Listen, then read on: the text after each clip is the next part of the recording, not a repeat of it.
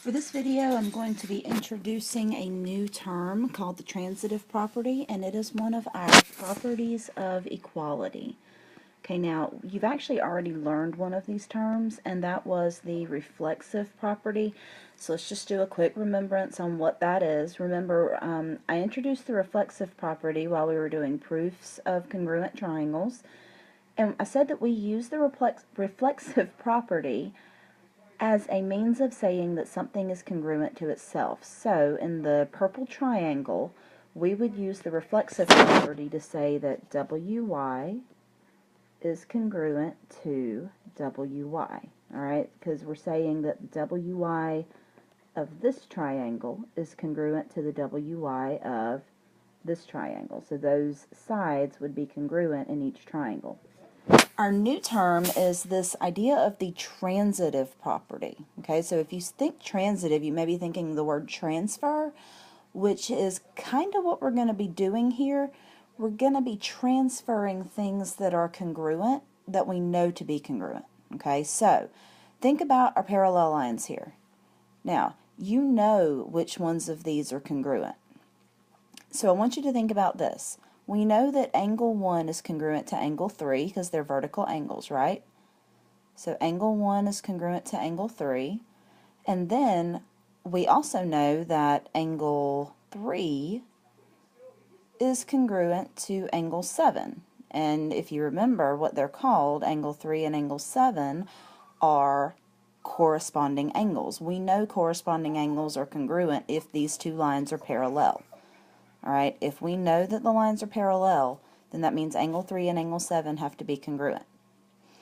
Now, that means that if angle 1 is congruent to angle 3 and angle 7 is congruent to angle 3, then that means that angle 1 must be congruent to angle 7. So it's kind of like if A is equal to B and B is equal to C, then A is equal to C. Okay, so it's that transferring of what's congruent. Some people also call this the substitution property because you're kind of substituting one thing in for another. Substitution property. Okay, because we kind of substituted this angle 3. We put the angle 1 in there and said, okay, well, angle 1 has to be congruent to angle 7. Now, the reason I'm introducing this is because we are going to start doing a little bit different proofs with these parallel lines. So, we got a proof here on the screen, and it says, given that L is parallel to M, you have to prove that angle 1 is congruent to angle 7. So what you're thinking right now is looking at it and you're saying, well, duh, those are alternate exterior angles. They have to be congruent.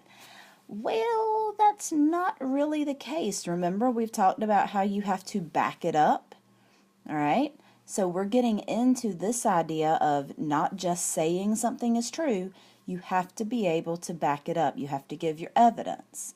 All right? And when we're talking about these parallel lines, the only things that we know can be true are our linear pairs. We know linear pairs are congruent. Linear pairs are supplementary. We know vertical angles are congruent. And we know that corresponding angles are congruent. So we use these to prove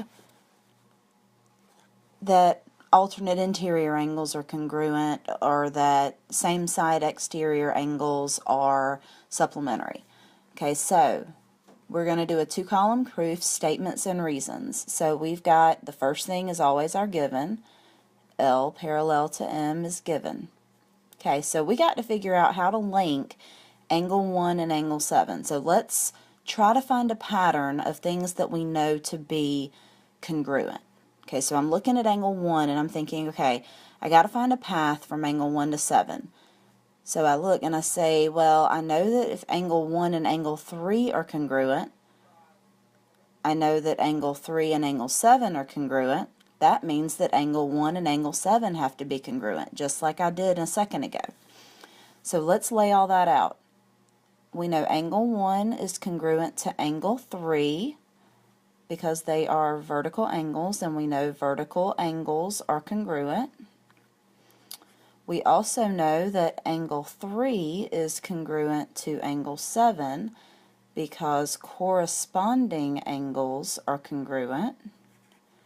And then finally, we can use that substitution property or transitive property. Remember, we can take this 1 and put it in for that 3, because if angle 1 is congruent to angle 3 and angle 3 is congruent to angle 7, that means that angle 1 must be congruent to angle 7, and that's by either the substitution property or the transitive property. For this one, let's use transitive property.